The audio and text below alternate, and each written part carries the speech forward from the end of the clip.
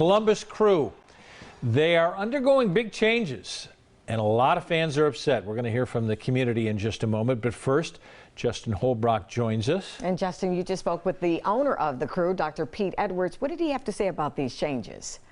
Yeah, he said the Crew, and they announced it earlier, will no longer go by Columbus Crew and instead be called Columbus SC, but keep the Crew as a nickname. And they say the two can be used interchangeably, but that's not all. They're also changing their logo to what you see right here behind me. And the team says it's the shape of the Ohio flag with the block C, which stands for Crew. The logo will be put on jerseys next season, while other changes will happen in the coming days and weeks. This all comes less than 6 months after the Crew won the 2020 MLS Cup, and just 2 months before the team moves into its new Arena District Stadium on July 3rd. The team has been known as the Columbus Crew since its inception in 1996. I spoke with Crew co-owner Dr. Pete Edwards about why the change was made to the team name. SC is or FC is a common finishing part of most people's names. So most clubs are doing that, and that's to emphasize the city. So we thought that that was the way that people were going around the country.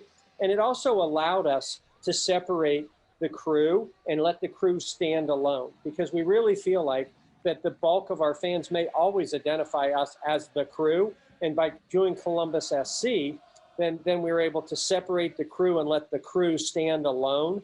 And in my heart, we're always the Crew.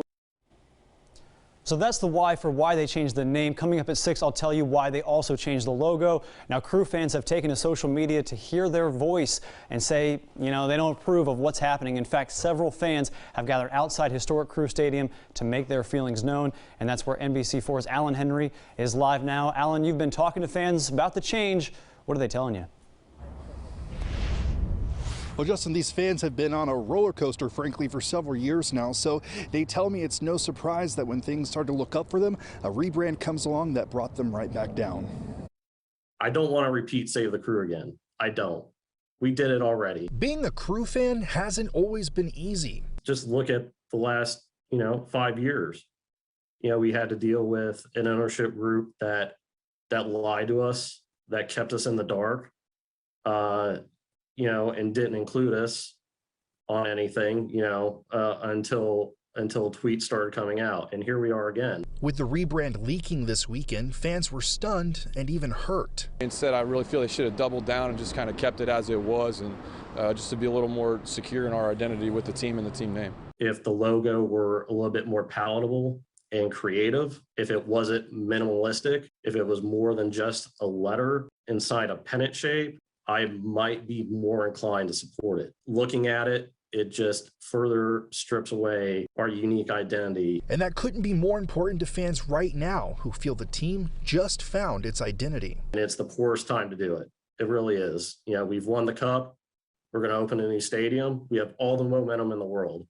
So this unforced error that they willingly have committed themselves to is just unacceptable. But for now, fans say they'll still support the team even if they don't support its new look. I fully endorse people still kind of going to matches. I think there's opportunities to make ourselves heard at those matches. Yeah, hoping for the best. Let's go Columbus SC.